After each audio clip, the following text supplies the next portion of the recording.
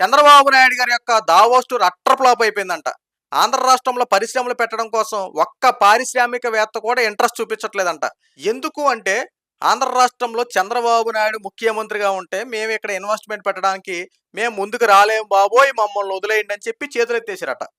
అదే జగన్మోహన్ రెడ్డి ఉంటే లక్షల కోట్ల రూపాయలు పారిశ్రామికవేత్తలు ఇక్కడ పెట్టుబడులు పెట్టడం కోసం రంగం సిద్ధం చేసుకుని ఉన్నారంట. ఇంతకీ ఎవరు చెప్తున్నారు అనుకున్నారు ఈ మాటలు? ఇంకేంటి మీకు అర్థమైపోయి ఉంటది. అదే సాక్షి పేపర్‌లో, సాక్షి టీవీలో ఊదర కొట్టే రాతలు, ఊదర కొట్టే మాటలు. వీటిని చూసి వైఎస్ఆర్‌సీపీ పేటీఎం బ్యాచ్‌లో ఇష్టానుసారంగా మాటలు మొదలుపెట్టేశారు. ఒకసారి ఆలోచిద్దాం. అసలు పారిశ్రామికవేత్తలు జగన్మోహన్ రెడ్డి ఉంటే వస్తారో, లేదంటే చంద్రబాబు నాయుడు గారు ఉంటే వస్తారో పిన్ టు పిన్ ఎక్స్‌ప్లెయిన్ చేసుకో. ఒకసారి జగన్మోహన్ రెడ్డి 5 సంవత్సరాల పరిపాలన ఒకసారి చూసుకుంటే, ఆంధ్ర రాష్ట్రంలో పెట్టుబడులు పెట్టడం కోసం వచ్చినటువంటి పారిశ్రామికవేత్తల్ని ఎంతమంది నువ్వు ఆహ్వానించావయ్యా? ఎంతమందితో ఇక్కడ పరిశ్రమలు పెట్టించావు ఒక్కటి చెప్పండి. ఒక్కటంటే ఒక్క పరిశ్రమ కూడా ఆంధ్ర రాష్ట్రంలో ఒకటి పెట్టలేకపోయారు. వచ్చిన పారిశ్రామికవేత్తలను పక్క రాష్ట్రాలకు గెంటేశారు. ఆ పారిశ్రామికవేత్తలైనా ఎలా వచ్చారంటే, గతంలో చంద్రబాబు నాయుడు గారు ముఖ్యమంత్రిగా ఉన్నప్పుడు దావోస్ టూర్ అప్పుడు వెళ్లారు.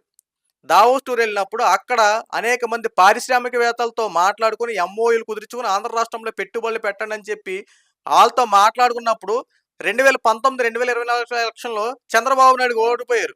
జగన్మోహన్ రెడ్డి ముఖ్యమంత్రి అయితే వాళ్ళు పరిశ్రమలు పెట్టడానికి వస్తే, "ఏం చేసావయ్యా జగన్మోహన్ రెడ్డి గారు? పక్కకు గెంటేసేయలేదా?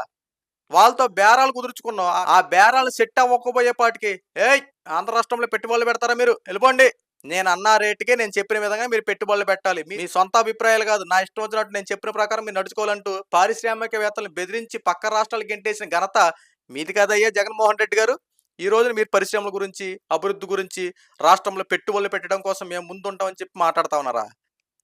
గతంలో మీరు దావోస్ వెళ్ళినప్పుడు ఏం చేశారయ్యా? ఎంతమందితో ఎంఓయూలు కుదుర్చుకున్నారు? ఎన్ని కంపెనీలు తీసుకొచ్చారు? ఎంతమందితో ఇక్కడ పరిశ్రమలు ఏర్పాటు చేయించారు? ఎంతమందికి ఉద్యోగ అవకాశాలు ఇచ్చారు? అక్కడికెళ్ళి కనీసం ఇంగ్లీష్ మాట్లాడటం మీకు రాలేదు. అక్కడ ఇంటర్వ్యూ చేసి యాంకర్ అడిగారు. అక్కడికొచ్చినటువంటి అనేక మంది పారిశ్రామికవేత్తలు అడుగుతా ఉండంటే, "it's very lengthy question. It's not answer." ఏంటండి ఈ మాటలు? నా దగ్గర జవాబులు లేవు. పెద్ద పెద్ద క్వెషన్‌లు అడిగితే నేనేం చెప్పను? ఆంధ్ర రాష్ట్రంలో పెట్టుబడులు పెడతారా? పెట్టలేదా? మానేసేయండి అని చెప్పి చేతులు దులుపుకొని వచ్చినటువంటి ఘనత మీది కాదు. మీ గుడివాడ అమర్‌నాథ్ గారు దావోస్ ఎళ్లి ఏ కంపెనీలు తెచ్చావయ్యా అంటే, గుడ్డు పెట్టాలి, పొదగాలి, పిల్ల బయటకు రావాలి, అది పెద్దదవ్వాలి. అప్పుడు కదా జరిగేదని చెప్పి ఎదవ సామెతలు చెప్పింది మీరు గాదు. పరిశ్రమలు ఇంకేం తెచ్చారయ్యా అంటే, అప్పడాల ఫ్యాక్టరీలు, అటుకుల ఫ్యాక్టరీలు, బొబ్బట్లు, ఇనపట్లు ఏంటండి ఇది? పరిశ్రమలంటే ఇవా? మీరు చెయ్యరు, చేసేవాళ్ళని చేయనివ్వరు. ఇప్పుడు మాట్లాడుకుందాం. ఇప్పుడు చంద్రబాబు నాయుడు గారు దావోస్ టూర్ ఎళ్లారు. దావోస్ టూర్‌లో ఈ రోజున పెట్టుబడులు పెట్టడం కోసం పారిశ్రామికులు వస్తున్నారో లేదో కాస్త ఆ అంశం పక్కన పెడితే, అసలు పెట్టుబడులు పెట్టడం కోసం ఆంధ్ర రాష్ట్రంలో ఏమేమి ఉన్నాయో వాళ్ళకి తెలియాలిగా. ఇక్కడ మేము ఏ రకంగా మీకు సపోర్ట్ చేస్తాము అని చెప్పి మనం అక్కడ ఆంధ్ర రాష్ట్రంలో ఉన్నటువంటి ఏవైతే మౌలిక వసతులు ఉన్నాయో వాళ్ళకి ఎక్స్‌ప్లెయిన్ చేయాలి గదా! అలా ఎక్స్‌ప్లెయిన్ చేస్తేనే కదా ఆళ్ళొచ్చి పెట్టుబడులు పెట్టడానికొచ్చేది. ఇక్కడ జరిగినటువంటి ఇదే చర్చలు. ఆంధ్ర రాష్ట్రంలో ఉమ్మడిగా ఉన్నప్పుడు, రాష్ట్రం ఉన్నప్పుడు ఏ రకంగా ఉండేది? విడిపోయిన తర్వాత, విభజన జరిగిన తర్వాత ఆంధ్ర రాష్ట్ర పరిస్థితులు ఏ రకంగా అయినాయో మొత్తం ఎక్స్‌ప్లెయిన్ చేసుకుంటూ, ఆంధ్ర రాష్ట్రంలో రాజధాని లేనటువంటి రాష్ట్రానికి మీరు పెట్టుబడులు పెట్టడానికి వస్తే ఏ రకంగా ఉంటది? ఇప్పుడు ఆంధ్ర రాష్ట్రంలో రాజధాని ఏర్పడతా ఉంది. అది కూడా రంగం సిద్ధం చేసుకుంది. మొత్తం పరిపాలన జరుగుతా ఉంది. అభివృద్ధి జరుగుతా ఉంది. ఇప్పుడు మీరొచ్చి పెట్టుబడులు పెడితే ఆంధ్ర రాష్ట్రంలో ఇంకాస్త అభివృద్ధి జరుగుద్ది. ఇక్కడ పరిశ్రమలు ఏర్పడతాయి. ఆంధ్ర రాష్ట్రం ఉద్యోగ అవకాశాలు కల్పిస్తాయని చెప్పి చంద్రబాబు నాయుడు గారు ప్రతి విషయాన్ని పిన్ టు పిన్ ఎక్స్‌ప్లెయిన్ చేసి ఆంధ్ర రాష్ట్రంలో పెట్టుబడులు పెట్టడం కోసం పారిశ్రామికవేత్తలని ఇంట్రెస్ట్ పుట్టిచ్చేలా ఆంధ్ర రాష్ట్రం వైపు చూసేలా చేస్తా ఉన్నారు. ఇవన్నీ మీకు కంటికి కనపడవు. కేవలం బురద జల్లాలంతే. సరే ఆంధ్ర రాష్ట్రంలో ప్రస్తుతం చంద్రబాబు నాయుడు గారు ముఖ్యమంత్రి అయిన తర్వాత పరిశ్రమలు ఏర్పాటు చేయడం కోసం నిజంగా కొంతమందొచ్చారు. వాళ్ళ గురించి కూడా మనం మాట్లాడుకుందాం. నారా లోకేష్ గారు అమెరికా టూర్ ఎళ్లి గూగుల్ సంస్థలతో మాట్లాడి అక్కడ సీఈఓలతో మాట్లాడి ఆంధ్ర రాష్ట్రంలో సాఫ్ట్‌వేర్ రంగాన్ని అభివృద్ధి చేయండి. ఇక్కడ మీ సాఫ్ట్‌వేర్ కంపెనీలు పెట్టండి. ఇక్కడ చాలామంది సాఫ్ట్‌వేర్ ఉద్యోగస్తులున్నారు. అనేక మంది సాఫ్ట్‌వేర్ కోచింగ్‌లు తీసుకున్న వాళ్ళున్నారు. వీళ్ళందరికీ ఇక్కడే ఉపాధి అవకాశాలు కల్పిస్తే ఇక్కడ బావుంటదని చెప్పి నారా లోకేష్ గారు గూగుల్ సంస్థలతో టై అప్ పెట్టుకొని ఇక్కడ ఏర్పాటు చేస్తా ఉనంటే ఇది ఈళ్ళ కంటికి కనపడవు. దాని మీద కూడా విస్తృత స్థాయిలో బురద జల్లే రాజకీయాలు చేయడం. కియా మోటార్స్‌తో ఒప్పందం కుదుర్చుకున్నారు. ఆంధ్ర రాష్ట్రంలో కియా మోటార్స్ ఏర్పడితే అనేక మంది ఉద్యోగ అవకాశాలొస్తాయి. ఇది వాళ్ళకి కళ్ళకి కనపడదు. జపాన్‌కి సంబంధించినటువంటి ఆర్స్‌లాట్ మిట్టల్ స్టీల్ ప్లాంట్. ఈ స్టీల్ ప్లాంట్ గనక ఏర్పడితే అనేక మంది ఉద్యోగ అవకాశాలొస్తాయి. సుమారు 80,000 కోట్ల రూపాయలతో వాళ్ళు ప్రాజెక్ట్ స్టార్ట్ చేయబోతా ఉన్నారు. ఏదైతే భారత్ పెట్రోలియం సంస్థ వారు రిఫైనరీ ఆయిల్ ప్రాజెక్ట్ స్టార్ట్ చేయబోతా ఉన్నారు. అది గనుక స్టార్ట్ అయితే అనేక మంది ఉద్యోగ అవకాశాలు వస్తాయి. ఇంకా ముఖేష్ అంబానీ గారు. అంబానీ గారు ఇక్కడ ఆల్రెడీ బయోగ్యాస్ సంబంధించినటువంటి ఈ ప్లాంట్‌లను ఏర్పాటు చేస్తా ఉన్నారు. అయి గనక ఏర్పడితే అనేక మంది ఉద్యోగ అవకాశాలొస్తాయి. ఇయన్నీ వీళ్ళ కంటికి కనపడవు. ఆంధ్ర రాష్ట్రంలో అభివృద్ధి జరిగిందా? ఏం జరిగిందా? ఇయన్నీ వీళ్ళకి ఏమీ కనపడవు. ఏర్పడింది కూటమి ప్రభుత్వం కేవలం 7 నెలల్లో. 7 నెలల్లో ఎన్ని పనులు చేసుకొస్తున్నారో, ఏం చేస్తున్నారో వాళ్ళు మరి కళ్ళల్లో ఏం పెట్టుకున్నారో, ఏం చేస్తున్నారో ఏం అర్థం కావట్లేదు గానీ, నోట్లోంచి వచ్చే మాట కదా! మేమేదైనా మాట్లాడేస్తాం. అభివృద్ధి జరిగితే ఏంటి? జరగపోతే ఏంటి?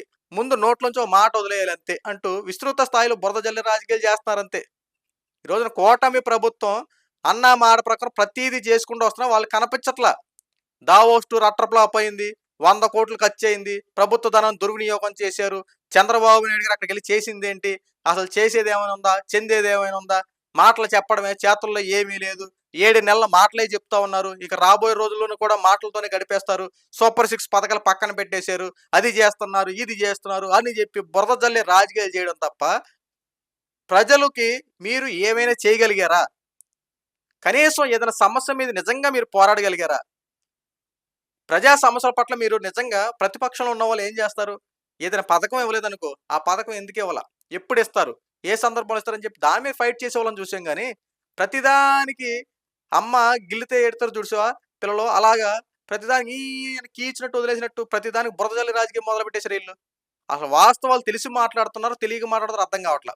ఈ రోజున కూటమి ప్రభుత్వం అన్న మాట ప్రకారం చేసుకుంటూ వస్తుంది కదా! 7 నెలలయింది. ఈ 7 నెలల పరిపాలన ఒకసారి చూడండి. పరిపాలన చూడండి. సూపర్ 6 పథకాల్లో 2 పథకాలు అవలంబించారు. అన్న మాట ప్రకారం అమరావతి రాజధాని పనులు వేగవంతం చేశారు. అన్నా క్యాన్‌లు ఓపెన్ చేశారు. ఉచిత గ్యాస్ బండ్లిచ్చారు. మద్యం రేట్లు తగ్గించారు. ఉచిత ఇసుక పాలసీని అవలంబించారు. ఇయన్నీ కంటికి కనిపించట్లేదు మీకు. పరిశ్రమలు తేవడం కోసం అనేక రకాలుగా పారిశ్రామికవేత్తలతో మాట్లాడుతా ఉన్నారు. నిన్నగాక మొన్న విశాఖ స్టీల్ ప్లాంట్ అది ప్రైవేటీకరణ అయిపోద్దని చెప్పి తలలో బాదుకుంటే, అది అటు చేసి, ఇటు చేసి ఏదోటి చేసి మళ్ళీ విశాఖ స్టీల్ ప్లాంట్‌ని నిలబెట్టారు. మరి దీని గురించి ఏమంటారు? జగన్మోహన్ రెడ్డి దీన్ని ప్రైవేటీకరణ చేయాలని చెప్పి ఎంత దారుణంగా పనిచేశాడో, ఇక్కడ చంద్రబాబు నాయుడు గారు ప్రైవేటీకరణ చేయనీయకుండా 11,000 కోట్ల రూపాయలకి పైగా అక్కడ పెట్టుబడులు మళ్ళీ పెట్టడం కోసం మళ్ళీ అయన్నీ రీమోడలింగ్ చేసి అక్కడ స్టీల్ ప్లాంట్‌ని పునరుద్ధరించేలా చేయడం కోసం ఎన్ని రకాల పనులు చేస్తా ఉన్నాడంటే, దీని మీద కూడా విస్తృత స్థాయిలో బురద జల్లే రాజకీయాలు. మీరు అభివృద్ధి చేయరు, చేసేవాళ్ళు చేయనివ్వరు. ఈ రోజున కూటమి ప్రభుత్వం ప్రతీదీ పిన్ టు పిన్ చక్కగా చేసుకుంటూ వస్తుంటే, సపోర్ట్ చేసి ఇంకా అనేక పనులు చేపించుకోవడం మానేసి, ఒక పాట పాడతాడంతే జగన్మోహన్ రెడ్డి. జగన్మోహన్ రెడ్డి ఆ మాట మాట్లాడిన తర్వాత వెంటనే సాక్షి పేపర్‌లో, సాక్షి టీవీల్లో, వైఎస్ఆర్‌సీపీ సోషల్ విస్తృత స్థాయిలో బురద జల్లే రాజకీయాలు చేయడం. ఎందుకు అవసరం ఇదంతా? ఈరోజు కూటమి ప్రభుత్వం చేస్తున్న పనులకి ఒకసారి ఆలోచించండి.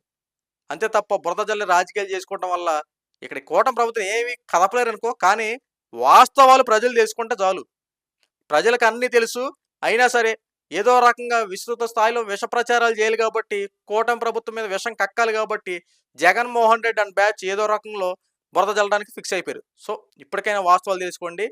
కూటమి ప్రభుత్వం ఏదైనా సరే ప్రజల కోసం నిర్ణయించే విధంగా ముందుకడుగులేస్తా ఉంది. దావోస్ టూర్‌లో కూడా కొన్ని కంపెనీలతో టై అప్ పెట్టుకున్న రాబోయే రోజుల్లో ఆంధ్ర రాష్ట్రంలో కొన్ని కంపెనీలు ఏర్పడడం కన్ఫర్మ్. సో, దీనివల్ల ఎటువంటి ఆధారపడొద్దు.